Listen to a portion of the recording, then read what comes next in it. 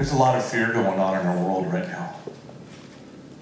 I'm personally afraid of going to the gas pump. Anyone else? Anyone else experience that fear? Right? Like I'm riding that needle. I'm riding that needle down, and then I'm rushing out to the gas pump because I'm afraid that if I don't fill up now, then next week it's going to be twice as much as it was last week. Right? Okay, I'm afraid of going to the grocery store. And believe me, I already spend most of my paycheck at the grocery store. Costco should have my name on the wall. I am their job security, the Burgess Bunch. They should have like a special line just for me. But they don't. They don't have that. And now I'm going and I'm coming out spending twice as much and half as much. I'm coming out with half as much. I don't know, is anyone else experiencing fear like that? Right? And we're in this place now where just a couple weeks ago everyone was worried about pandemic. And now in light of the possible world war and flashbacks to the 80s and, a Cold War heating up and talking of nuclear bombs and all of this stuff. What we were worried about a couple weeks ago, that's like, who cares about that? Look what we're dealing with now. Look at this picture here. If you hold up the picture of the gas and the groceries, and then you hold it up next to this Ukrainian who's trying to save their child from getting bombed out, I wonder if that gives us a little bit perspective. This is what we need, because I'm not undervaluing or diminishing the stress of where it is that you and I are at here in America, but I'm not running for my life. I'm not trying to put my kid on a bus. I'm not worried about a bomb landing on my house.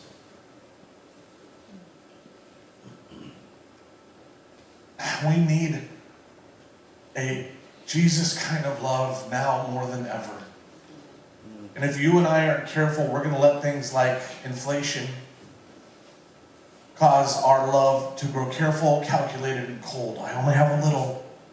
We're going to move from a generous mindset to a scarcity mindset, and that's why I want to have that picture up there so that I remember, hey, John, there's some people that are running for their lives right now.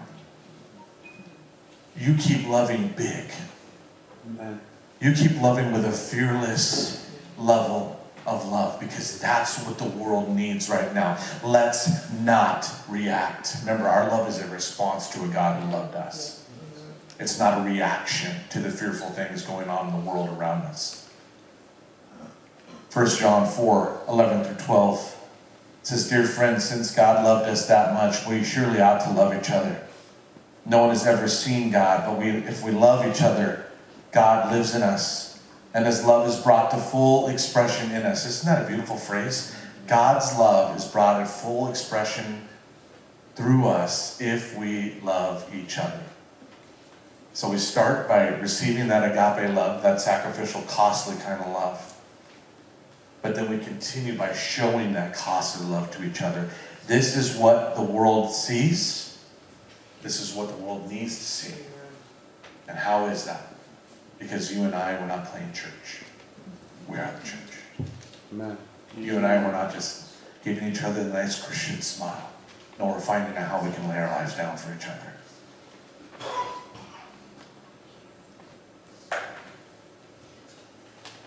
Such love has no fear, because perfect love expels all fear. A fearful love looks like control. You guys ever felt that? Like we do with our dollar bills right now, because they're disappearing quickly, so I'm gonna hold on to the little bit that I have, because I'm gonna run out. Fearful love looks like control. A fearless love says, no, my God never runs out. In fact, what I have came from Him in the first place. He's a never-ending resource. The more I give, the more He gives through me. Instead of a cul-de-sac of fear, I become a conduit of faith, a blessing, and giving to the world around me. I like how Rob Bell puts it. Love is giving up control. I think we have that quote, yeah. It's surrendering the desire to control the other person. The two, love and controlling power over the other person, are mutually exclusive. If we're serious about loving someone, We have to surrender all the desires within us to manipulate the relationship. And it starts with our relationship with God. We are made in His image. He's not made in ours. And yet I think a lot of us, we keep trying to say God is love, but we reduce that love from agape to our other versions of it. So that we aren't required to live up to such a high standard of a costly love. But then it applies to each other. Letting go of those that we love the most. Releasing our spouses and our kids and our co-workers and our friends. Truly being there to release them into what God has for them, even if it's not to our initial benefit. Even if it doesn't seem to serve our ideas of what it is we wanted them to do. Some of the best advice we ever got when Cindy and I were in pre-marriage counseling was my counselor looked at me and said, John, your job is to fulfill God's vision in her, not the other way around. It's not to get her to do what you want. It's for you to set her up to see all that God has called her to be. Immediately flipping the scenario from being that self-centered kind of love to being an agape kind of love that lets go, that releases, that promotes, that pushes forward, even at the cost of myself.